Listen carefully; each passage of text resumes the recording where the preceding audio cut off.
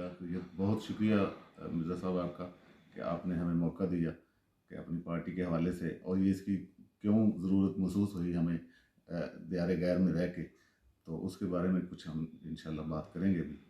تو سب سے پہلے تو یہ ہے کہ یہاں پر جتنے بھی پاکستانی ہیں، اوورسیز پاکستانی ہیں، ان کی پاکستان میں کوئی سنوائی نہیں ہے، ان کی کوئی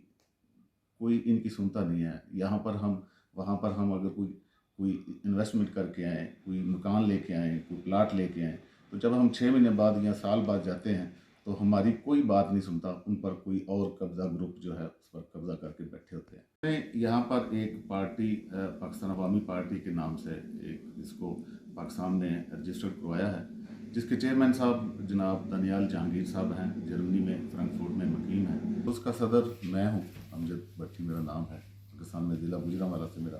تعلق ہے، میری شارمان۔ اور اس کے بعد منیر مغل صاحب ہیں ہمارے، وہ سینئر جنرل سیکرٹری ہیں۔ اپنا عبدالافاق صاحب ہیں ہمارے حافظ عبدالافاق صاحب، یہ میڈیا کوارڈینیٹر ہیں یہاں پر۔ اصل میں اس میں طریق حقوق ہے کہ ہم اپنی پاکستانی عوام کو اور یہاں کے لوگوں کو ان کے جو بنیادی حقوق ہیں ان سے آگاہ کرنا چاہتے ہیں کہ ہم 70 سال ہو گئے ہیں، 75 سال ہو گئے ہیں ہم اپنے حکمرانوں کو ٹھیک کرتے ہوئے، لیکن وہ آج تک ٹھیک نہیں ہو سکے،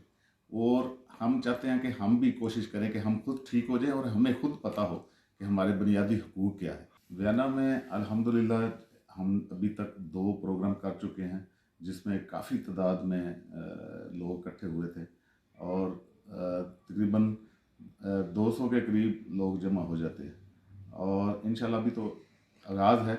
فیوچر میں انشاءاللہ کافی لوگ ہوں گے۔ ابھی جو ہمارا فرینکفورٹ میں پروگرام ہو رہا ہے وہاں پر 400 لوگوں کی امید ہے کہ جمع ہو جائیں۔ ینگ جنریشن جو ہے وہ ہماری ذمہ داری ہے کہ ان کو اپنے ملک کے بارے میں، اپنی ملک کی تاریخ کے بارے میں اور دین کے بارے میں ان کو آگاہی کرنا، وہ کیونکہ یہاں پر کوئی ایسا پلیٹ فارم نہیں ہے، انشاءاللہ ہم بچوں کو ایسا پلیٹ فارم مہیا کریں گے کہ وہ اپنی ثقافت اور اپنی تاریخ پاکستان جو ہے اس سے آگاہی کر سکیں۔ میرا